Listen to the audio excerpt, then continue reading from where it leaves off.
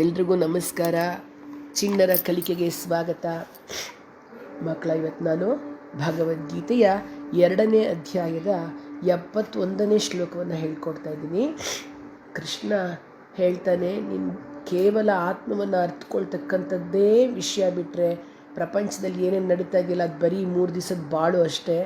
ಯಾರು ಅದನ್ನು ಅರ್ಥ ಮಾಡಿಕೊಂಡು ಅದನ್ನು ಬಿಡ್ತಾರೋ, ಪ್ರಪಂಚದ ಮೋಹವನ್ನು ಬಿಡ್ತಾರೋ, ಅವ್ರಿಗೆ ಮಾತ್ರ ಮೋಕ್ಷ, ಬೇರೆಯವ್ರಿಗಲ್ಲ. ಆದ್ದರಿಂದ ಹೇಗೆ ಶಾಂತಿ ಪಡಿಬೇಕು ಅನ್ನೋದನ್ನು ಈ ಶ್ಲೋಕದಲ್ಲಿ ತಿಳಿಸ್ಕೊಡ್ತಾ ಇದ್ದಾನೆ. ಹೇಳ್ತೀರಲ್ವ ಮಕ್ಕಳ? ವಿಹಾಯ ಕಾಮಾನ್ ಯಸ್ ಸರ್ವಾನ್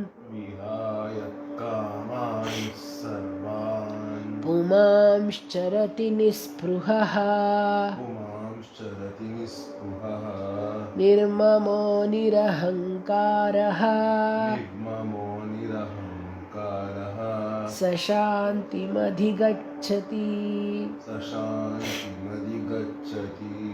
ವಿಹಾಯ ಕಾಮಾನ್ ಯಸ್ ಸರ್ವಾನ್ ಪುಮಾಂಶ್ಚರತಿ ನಿಸ್ಪೃಹಃ ನಿರ್ಮಮೋ ನಿರಹಂಕಾರಃ ಸ ಶಾಂತಿಮಧಿಗಚ್ಚತಿ.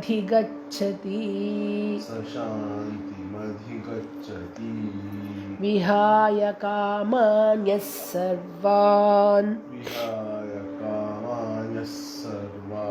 ಪುಮಾಂಶ್ಚರತಿ ನಿಸ್ಪೃಹಃ ನಿರ್ಮಮೋ ನಿರಹಂಕಾರಃ ಸ ಶಾಂತಿಮಧಿಗಚ್ಚತಿ.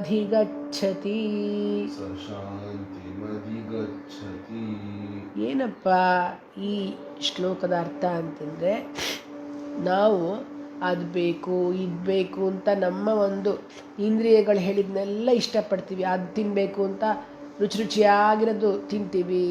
ಅದೇನು ಕೊಂಡ್ಕೊಳ್ಬೇಕು ಅಂಥೇಳಿ ಒಡವೆ ವಸ್ತ್ರ ಎಲ್ಲ ಬೇಕಾಗಿರೋದು ತೊಗೊಳ್ತೀವಿ. ಈ ಥರ ನಮ್ಮ ಇಂದ್ರಿಯ ತೃಪ್ತಿಗಾಗಿ ಏನನ್ನು ನಾವು ಇಷ್ಟಪಡ್ತಿರ್ತೀವಿ.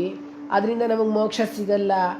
ನಾವು ಅದು ಬಿಟ್ಟು ಈ ಜಡದೇಹವು ನಾನು ಅನ್ನೋವಂತಹ ಭ್ರಮೆಗೆ ನಾವು ಸಿಕ್ಕೊಳ್ದೇ ನಾವು ಯಾರು ಅನ್ನೋದನ್ನು ಅರ್ಥ ಮಾಡ್ಕೋಬೇಕು. ಅಂದರೆ ಆತ್ಮ ಸಾಕ್ಷಾತ್ಕಾರ ಮಾಡ್ಕೋಬೇಕು, ಆ ಭಗವಂತನನ್ನು ಅರ್ಥಕೊಳ್ಬೇಕು. ಅದೇ ನಿಜವಾದ ಶಾಂತಿಯ ಮೂಲ ಸೂತ್ರ. ಅಂದರೆ ಈ ದೇಹ ಬರೀ ಒಂದು ರಥ ಇದ್ದ ಹಾಗೆ, ಇವತ್ತಿರುತ್ತೆ ನಾಳೆ ಬಿದ್ದೋಗ್ಬಿಡುತ್ತೆ ಇದು.